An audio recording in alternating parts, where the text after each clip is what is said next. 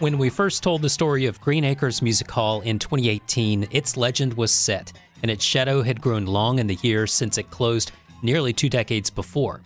Since those 3 episodes were published, people still talk about Green Acres, at least as much, if not more, than before. I come across younger folks who say things like, "I wish I could have been there," and older folks who say things like, "I wish we could have a Green Acres again." While the truth about Green Acres lies in the past, the myth of it is alive and well and looks to continue far into the future. It will not be another Green Acres, but many artists who played there are set to perform at the inaugural Earl Scruggs Music Festival on Labor Day weekend in 2022, and that got me thinking about revisiting those 3 episodes on the Acres from years ago. In that series, Green Acres alumni Bela Fleck, Sam Bush, Jerry Douglas, Darren Aldridge, and Acoustic Syndicate spoke with us at length, and they are part of the 33-act lineup at the Earl Scruggs Music Festival. That, coupled with the fact that I still come across people who ask about the original Green Acres episodes, gave me the idea to go back to those original interviews to revisit highlights from them and feature more of those conversations that were previously left out. You'll hear from those artists as well as the one person who is most responsible for putting Green Acres on the map, the Little King himself, Steve Metcalf. Plus, comments from a whole host of others who were there back in the day, like John Cowan, Carol Rifkin, Sandy Carlton, the late Ed Stokes, and Mike Lynch, among others. I'm your host and producer, Joe Kendrick, and this is our episode revisiting Green Acres Music Hall.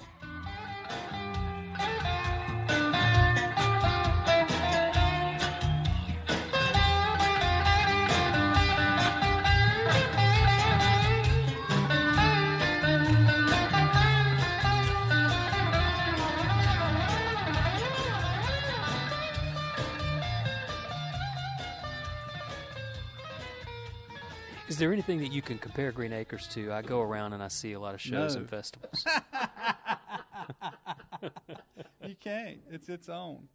Oh, yes, the bathrooms were top-notch. Not. Did we have bathrooms? We got our first rider. We didn't know what a rider was on a contract. It said all these things they had to have. And I said, "Now we're going to have to get some running water in the women's bathroom." They had a wood stove that was the biggest wood stove I'd ever seen in my life. It was big enough to put trees in it. The guiding rules that we always had were all rules are temporarily suspended and be nice or leave. So we move it outside so we can get more people. And then all of a sudden, hey, we need it bigger than bigger. And then it snowed one year, and the snow of about 12 inches collapsed the top of the Nile Dome into the bottom of the Nile Dome. And so here you've got, we thought, well, it's all over. It's all over. I mean, we're done. Green Acres was so unique in that it was far enough away from anything urban that you almost felt like you were in another country when you were there, and you were amongst a large crowd of hundreds of like-minded people. Long live Green Acres. Green Acres is dead. Long live Green Acres.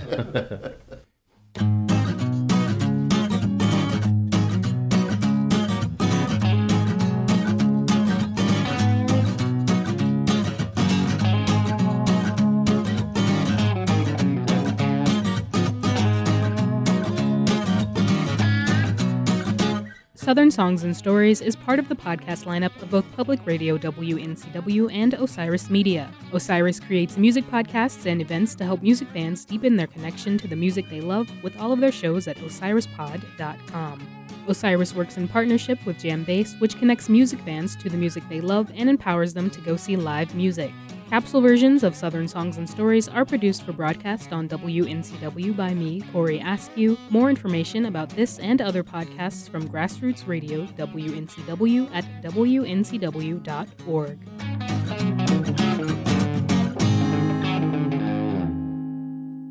Let's jump in the time machine and set the controls to go back many decades to a location in the foothills of western North Carolina, Bostic in Rutherford County.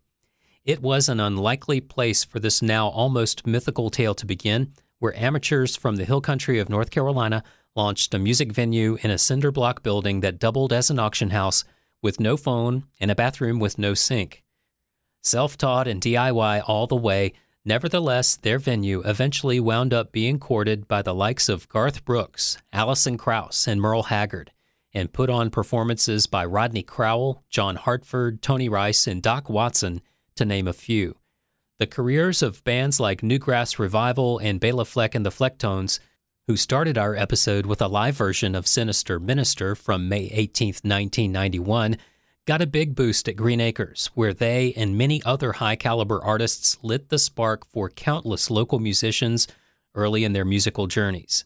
All because two impresarios, Nile Cuthbertson and Steve Metcalf, wanted to have a place where people could enjoy live music in the middle of nowhere.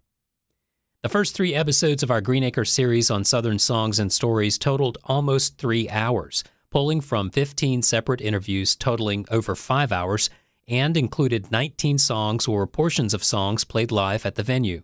We got those from original board tapes that Steve Metcalf loaned us, as well as from the site archive.org, where you can find many more performances from Green Acres in the midst of hundreds of thousands of other shows there. Those episodes detailed the history of the Acres over its 4-decade span, from its inception as a spot for dancing and country music to its embrace of bluegrass and newgrass to the addition of an outdoor stage and larger crowds in later years. In those first 3 episodes, you can hear about how Nile Cuthbertson started Green Acres, how Steve Metcalf became its frontman, and you get a lot of context on external forces at play in the music scene locally and nationally in the 1970s, 80s, and 90s. In this episode, however, we are focusing more on conversations with artists and mostly let them tell the history themselves. Here's Bela Fleck talking with myself and Steve Metcalf about his time playing at the Acres, beginning with his band, Newgrass Revival. We always played at our best there. That's the thing I always remembered, is we would go, it would be a cold, freezing night, they'd have that hot stove, we'd be burning up next to the stove, and people would just go absolutely ballistic, and they would soak it all up, whatever we did, the weirder the better. There was no, it wasn't like you had to do your slick show or your simpler songs. You could do the wilder stuff, and you could go as far as you wanted, and they would just lap it up. So it made you feel really good to play there. On the surface, it seems so unlikely that Green Acres would have had the run that it did with artists that come there like you. What did you think at first about going into this little tiny spot out in the middle of Rutherford County? Did it seem like that was completely odd? I loved it. I mean, I'm playing bluegrass. I'm a New Yorker that moved to the South to play the banjo, so I was hoping to see some things like that. And plus, knowing that it wasn't far from where Earl Scruggs came from, it's the closest I'd been till today. Now we're at Don Gibson Theater, and Earl Scruggs Center is in my next hour. I get to go check that out and see what that's all about. I'm really dying to do that. But anyway, I'm a big fan of Earl Scruggs, and North Carolina is full of great banjo playing, and I was excited to check it out. See what everyone was talking about. But when we got there, it was just so relaxed. Everything was so easy, and Steve and Donna made us at home in their home, and we would stay with them, and we would hang out late and party, and we all became just really fast friends. It was very sweet. Can you tell about the song Yeehaw Factor and how that came around? Yeah. Well, Sam would always talk about the Yeehaw Factor. He'd say, in fact, I'm pretty sure he would have said before we got here, he would say, Bela, there is a Yeehaw Factor here. This is not, your typical situation. And I was like, great. I could tell he loved it. It wasn't like he was saying, you're going to hate this. It was like, but this is country. This is a different thing. So I always remembered him saying that. And when the Flecktones came around and we started playing at Green Acres, which, by the way, was a little like a traumatic. I was afraid. I didn't know if I was doing the right thing, bringing the guys there. After Newgrass, everybody's favorite band had split up, and now I was playing with these guys doing this weird music. I wasn't sure it was the right thing, but it ended up being fantastic. I think the first set got kind of a sort of a curious, muted response. Then everybody went out to the parking lot, and when they came back, all of a sudden everybody thought we were the greatest thing ever. You remember the time that I think y'all were in the blue bread truck back then, and y'all pulled into my driveway for a show, and you 4 stars walked off, and then Jerry Douglas, y'all had picked him up as you were leaving Nashville. He just said, "Yeah, I'll go." And so he came, and then they did a Green Acres show, and then the next morning we took off to Wilkesboro for the first Merle Watson's Music Festival on the flatbed trucks and sitting on hay bales. Right, the one that Earl Scruggs came to with Marty Yeah. Stewart. Yeah, the first one, and me and Sam and Tony Rice. I think it was one of the first on-stage appearances I'd had with Tony. Yeah. And Sam and that John Cowan played Right. bass for that one. Yeah. And was Mark O'Connor there that Yeah, year? yeah. I've seen some video from that one. Yeah, that was pretty exciting times. Really, everybody was just exploding into their trip. But those places where it was casual would bring out a special energy from all of those musicians, where you could just relax and drink lizard liquor. Yeah, I remember we pulled a trick on Pat Flynn, who was squeamish about the lizard liquor that you had around your place, and we got him to eat the lizard by mistake once. But I almost don't want to ask, but I have to. Where'd you get that stuff? Down in Mexico? Phil and Gay Johnson brought it to me from a tour in Singapore.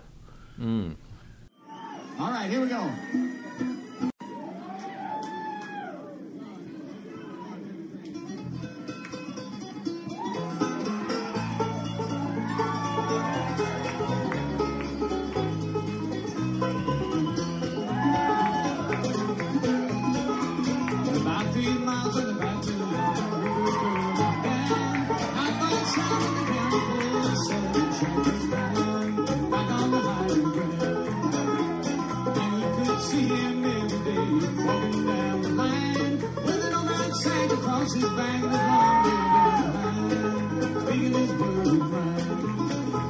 It's a long way to the Delta, on the North Georgia hills, and the trucks are full of ginseng, won't pay no traveling dues. When I'm rolling around the rail, down the road along, well, I guess I'll never make it back at home. My muddy water Mississippi Delta home.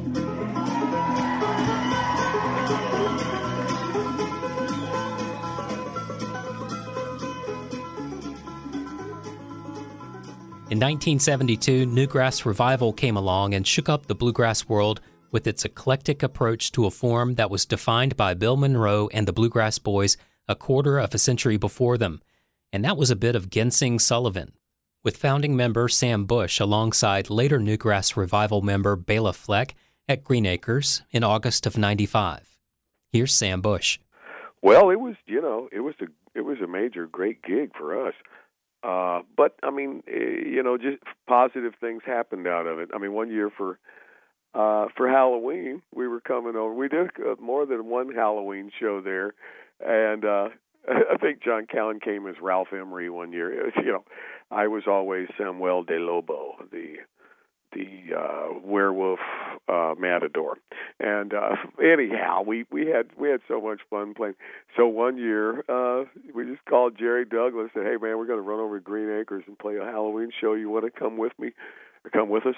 And he did. So he just rode over with us, played at Green Acres. I believe he was in a nun outfit that night. I mean, he and Bela both had nun outfits on. And which was great because Bela wrote a tune we used to play called "Nuns for Nixon." It was featured in the show, but everybody would be in costume. It was great. It was just a giant party, and I don't think there's any place where we ever, felt more one with the audience than we did at Green Acres. It's neat to trace the evolution of not only Green Acres, but how it in the whole world changed over those years. It's funny to think back to that era before the internet and how you can have everything at the touch of a fingertip nowadays. And, finding Green Acres was your first hurdle. Finding Green Acres was always difficult if you'd been there 10 times. And I can remember, Steve mailing, hundreds of mailing lists. Now, of course, we have the internet, and that's your automatic mailing list right now, that everybody can see anytime. And so, yes, you don't have to go to the post office and mail flyers anymore. But boy, Steve did, and that's no accident that helped us build an audience in North Carolina. So I would print these off, and I'd put them in my back pocket, and as I would go to festival to festival, club to club, I would say, hey, man, you understand it. Take one of these flyers. And after 10, 20, 15 years, these people who I said, you're special, take one of these. And these people would all show up at one time in the middle of where the heck is Green Acres? Yeah. And they were all there. And it was like a mystical experience, to tell the truth. It really was. Yeah. Yeah, I'm proud to have had anything to do with it. That was Steve Metcalf following Sam Bush. Here's Jerry Douglas. Well, let's see. The first time I played there was with Newgrass Revival, the day before we came here to play the first Merle Fest. And we played here on a flatbed truck that day. But the night before, I had played at Green Acres for my very first time, and it was an amazing experience in itself. You know, it was. I've known Steve Metcalf for a long, long time, who was sort of overseeing the whole Green Acres deal there. But I know Newgrass played there a lot, so going in there with them was a sure thing. That was a different time. In the music world, in playing out was a far different experience for concert goers, and I believe really everybody involved. There was less going on in a lot of ways. But how did that factor into what you were doing at the time, or maybe your career? Was there any lasting impact? Well, I was at the time, at that point in my career, I was just doing mostly sessions in Nashville, playing on country records and all kinds of records. And it was nice to get out of town for a weekend and go play some live music for live, you know, breathing human bodies. And Green Acres was a sort.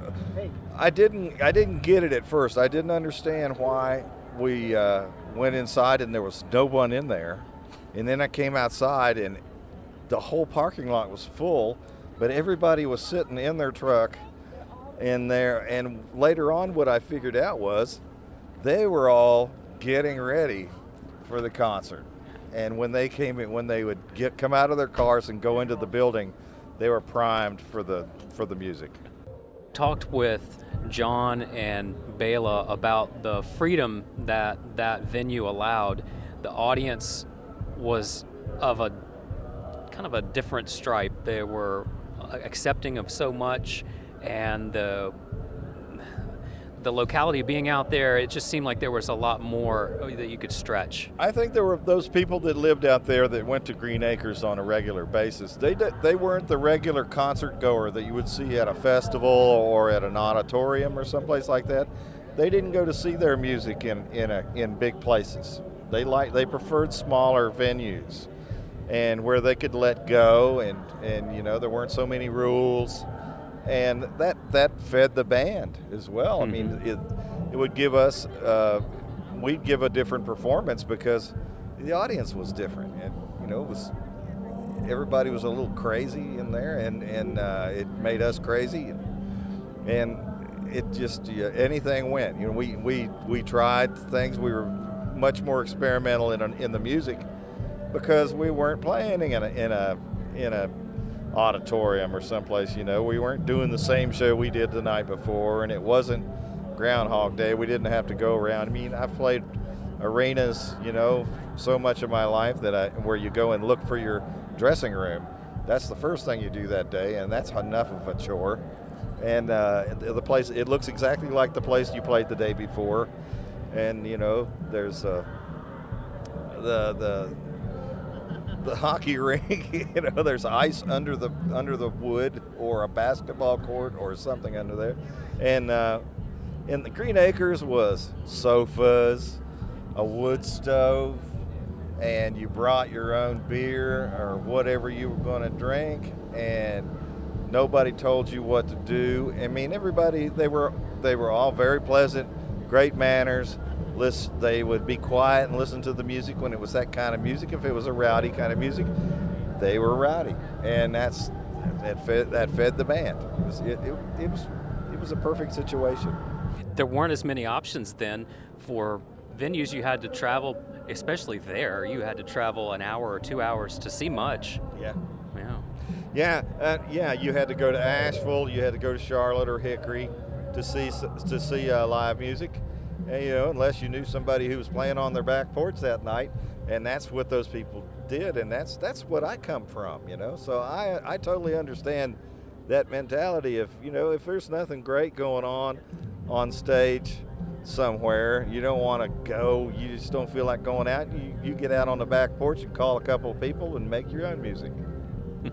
I have great memories of playing there, and I wish there were more places like that, but there just aren't. It was a very special place. Probably 50 Saturdays out of a year, every Saturday night. A lot of Saturdays when I wanted to be at New Orleans or Telluride or wherever, I was stuck at the Green Acres Music Hall because I did a show Saturday night for 20 years. Behind every successful man is a really surprised woman. And I always remember that. But behind Steve Metcalf was Donna. She passed quite a few years ago, but she was charming and tolerant. She was very involved in it. I always remember his children being there and running errands and doing things and being part of it. It was very much a family operation. It's kind of funny. It was pretty well accepted, except the Bluegrass people hated us because we electrified Bluegrass. They hated that. They would not come. And all of a sudden, right in front of the stage, some guy just fell out of the rafters right in front of us. We went, man, they're literally hanging by the rafters in here. Fitz asked Nile, he said, out of all these bands that have came through and played at this place, who would be your favorite band? He said, Nile thought about it for a second, and he said, I guess it'd probably be my band. Nile and the Country Drifters. I got to put a plug in for them for sure. He had a heart of gold, but you probably didn't want to be on the wrong side of him. But I remember just him giving you a big hug was painful. He worked for years as in the pulpwood industry, and that's back when they were carrying 5-foot lengths of logs on their shoulders. A lot was done by hand, and yeah, he was a Paul Bunyan. There's no doubt about it. That was Mike Lynch, who played guitar in Brushy Creek, one of the very first bands to play bluegrass at Green Acres in the late 1970s. Following Brian McMurray of Acoustic Syndicate, Sandy Carlton, who as a founding member of the group Mama Said, played many times at Green Acres also, following WNCW's Carol Rifkin and Steve Metcalf at the top. I found out about Green Acres in the mid-1990s and remember seeing bands like Snake Oil Medicine Show and Acoustic Syndicate there, among others. My memory is fuzzy, but I'm pretty sure I went there to see one of Acoustic Syndicate's first shows with a young mandolin player named Darren Aldridge in their lineup. Here's Darren, followed by Acoustic Syndicate. The first time I went to Green Acres, it was just quite an experience.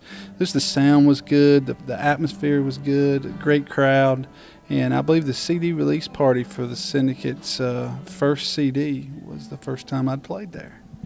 And it was just awesome, man. And every time we went back, then I got to go see a lot of different bands. I saw the Sam Bush Band there the first time they came, and Cowan was in the band, Daryl Scott and Larry Adamanouk was playing. And, that just changed my life, seeing that at, 19 years old. And it was just a wonderful time. I know Steve and Niles did so much for the music, for this state, for the whole U.S. I mean, everywhere that you can go, we travel, we always will bring up a new, a Green Acres story, a Newgrass story, and everybody's heard of it, and it was just a wonderful time. It's hard to describe Green Acres if you haven't been there. It's just really difficult to do.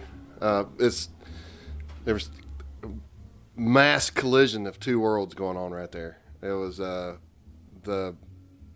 rural country folk that lived out there, and of course Nile Cuthbertson, the guy who actually owned the property. And then you had Steve Metcalf, and then all the mayhem and insanity and just sort of free spirit living that followed him around. And those two worlds kind of came together there in some sort of symbiotic relationship for somehow or another. I don't know exactly how that worked out, but sometimes it didn't work out so well. I mean, we had some troubles out there, but it was just a kind of a. Bela Fleck used to say that, welcome to Green Acres, where all rules are temporarily suspended. And that's the kind of the way it was. What happened at Green Acres generally stayed at Green Acres. And it was just, but most of the time people just looked out for one another, and it was sort of a family communal atmosphere out there. And people would come on Wednesday night for a Friday night show and start setting up. And, but it was just it's kind of a marvelous experience in sociology. It really was. I mean, try to imagine, if you can, like a giant wooden pavilion in the middle of the field, and underneath it is all these old-timey school desks with the tables still on them, mixed with church pews. The stage itself was like kind of half rotting. It definitely leaked. Like when it rained, which it often did, it definitely came through. You never knew whether you're going to get electrocuted or not when you're actually playing the place. Mm-hmm. North Carolina flags in the background, American flag in the, all in the back, along the back of the stage. And it was just as rustic and rural as you could possibly imagine. School bus off to the side, which served as the green room / Metcalf's King headquarters, And then all around that, people would just pull up their cars and camp. They'd tuck up in the woods. They'd pitch tents in the middle of the field. And, the guiding rules that we always had were all rules are temporarily suspended, and be nice or leave. Yeah, be nice. And then you had and on top of that, you had like piles of shag carpet on the stage, and I don't know if it was 8 layers. If it was Dave Grisman or I can't remember which performer came through and one time said the world's most carpeted stage. I mean, nothing was level. Remember that? And it was damp. I saw Tony Rice in there one night, and it was just absolutely. Paul Setzer was running sound, and he was an amazing sound man, and he was just a great engineer, and he had that room rocking, man. And that's the best I ever actually got to sit down and just hear and watch Tony play. It was just Tony and like 2 other people. I can't even remember who it was, but anyway, getting to your point, yeah. Now, who was a postman, carried the mail on a rural route. He got in, like you said, the auctioneering business, and he would hold those auctions out there. And I went out there a couple of times. And so whatever, it's kind of like one of those things where whatever didn't get sold just stayed at Green Acres. And there was just tons of the oddest kind of stuff you've ever seen in your life. I mean, the night I went to an auction, he was auctioning off a hula hoop at one point. A hula hoop, yeah. I believe that. But that's where all the collections came from, all of the church pews and the desks and the just whatever, And now it was old school too. Now we're talking about a guy who was then in his 70s, who was a mountain of a man. He was a huge dude. He was probably 6'4" or 3 maybe, 300 plus pounds, and just a massive force of nature. And he was very confident man. He was just completely, totally confident, like Brian was saying. He didn't lack for confidence, but he was just always a pleasure to be around. We heard about it and heard legend of it and never knew. But what's beautiful about it in a lot of ways is how nurturing it was for that entire scene, that whole, the Newgrass thing and all of the different acoustic musics that were coming through at that period. Meant was creating an environment where everybody could actually really express themselves, play, develop, and every single one of those shows I ever played there, it just felt humbling to even be there in the presence of what it was. I mean, you were describing hearing. I agree with that 100%. Hearing Tony play, and even I felt like watching Tony play that he felt the same way, that because it was such an intimate thing, that you played on a different level. You experienced music on a different level, both as an artist and as an audience member.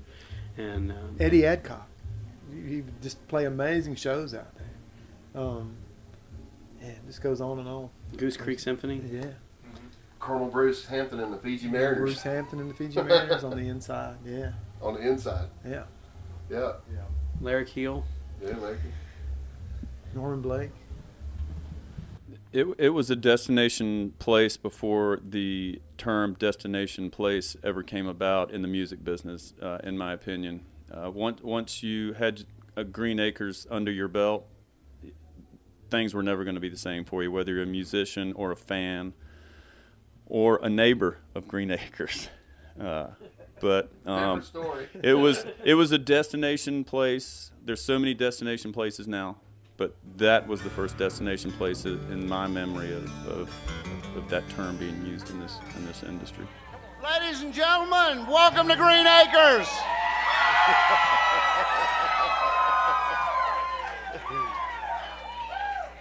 Hey, remember, this is a family affair. Let's respect whoever's sitting next to you, who's camped next to you, the neighbors next door.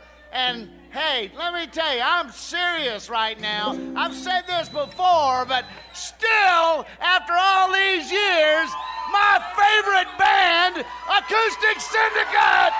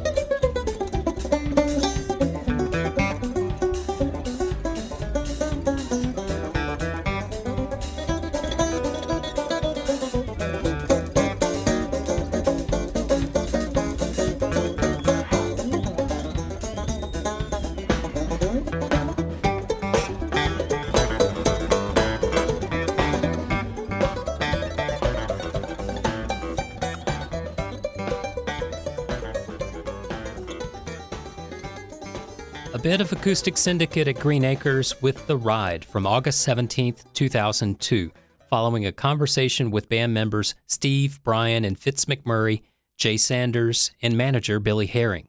As you heard, Tony Rice played some magnificent sets at Green Acres.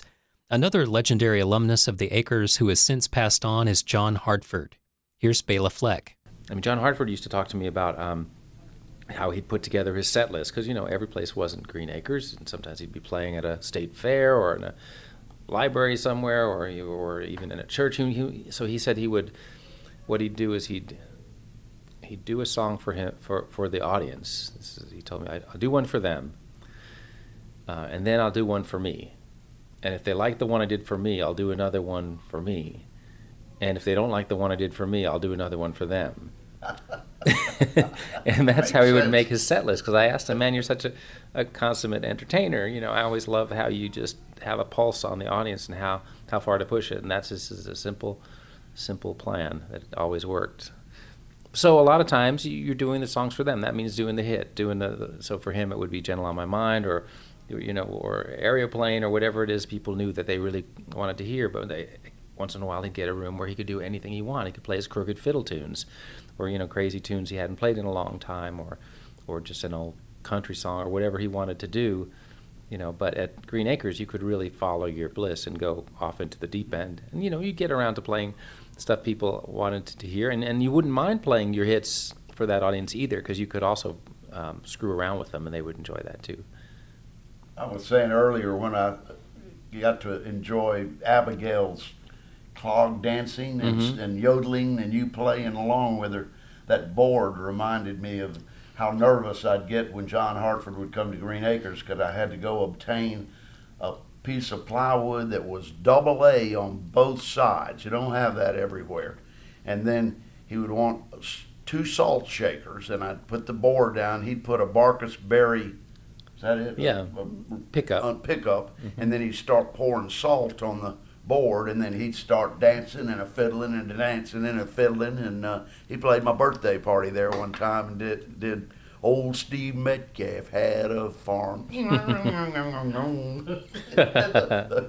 hope somebody has that on a cassette tape and will send it to me sometime. And you put the salt down so that you get the slides of your feet, not just the pop, the bang, but you get the And I know about that because we recorded that song Steve's talking about called Harlan in my basement, and by the end of the session the whole basement was just full of salt dust, the whole studio. And I was kind of wondering what it was going to do to the gear, but eventually it all settled down and we wiped it off and went back to business.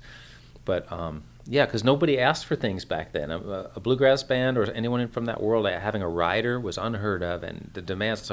So he terrorized a lot of people with that simple little piece of plywood that he needed to do a good show. He just needed a solid piece of plywood. Was it 3 by 3? Is that all it was? I think so. Yeah. And it had to be just this right thing, but it terrorized a lot of promoters. You're talking about the rider thing. I'd never seen a rider in the beginning days, and so the first real rider I got was from Norman and Nancy Blake. And I'm reading all this, what they had, what they need, what they don't allow in this. And I told Nile, I said, now I think we're going to have to put some running water in the ladies' room.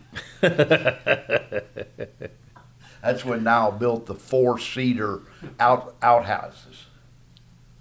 That was a great step for mankind. Yes. The Green Acres story is truly still being told. It lives in everyone who was there, and echoes are heard in recordings on Steve's record label, Little King. Like almost everyone I talked to who went to Green Acres, it's hard not to feel like we didn't fully realize then how special that time and place really was.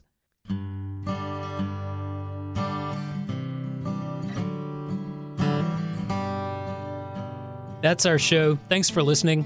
We encourage you to follow Southern Songs and Stories on your podcast platform of choice. And once you're there, take a moment and give us a top rating and, if possible, a review.